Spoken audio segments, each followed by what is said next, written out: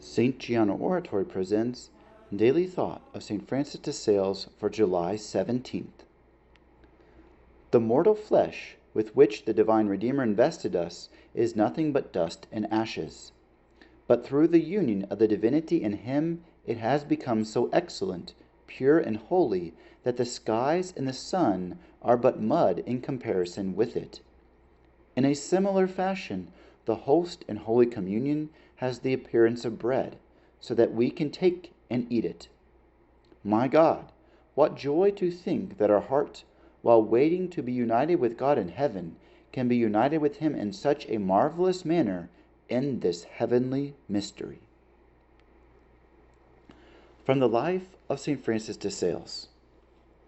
Mr. Bouvard, a citizen of the Chablais, had arranged that on the feast of St. Alexis, July 17, 1595, Francis de Sales should preach at Canon, knowing that several of the Protestants who would come to hear the sermon would be deeply moved by the missionary's discourse. This prompted the ministers to get together for the express purpose of counteracting his influence.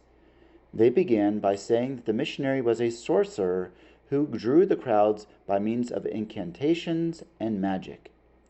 They accused him of this at a public gathering, backing it up by the testimony of a pitiful Huguenot who had sworn in a public oath that he had seen Francis de Sales in a nocturnal assembly of magicians.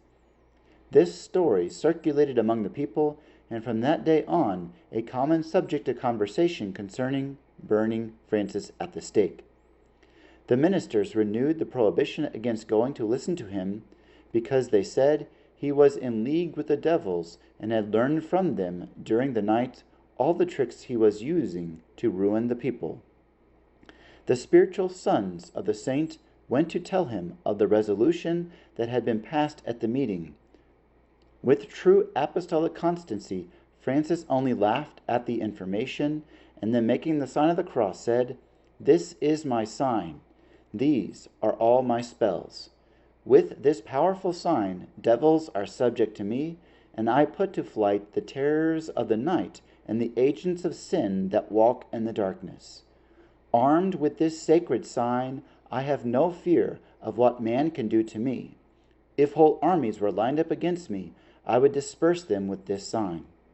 If the ministers want to work marvels, let them come to me, and I will teach them the use and value of the Holy Cross of Jesus Christ."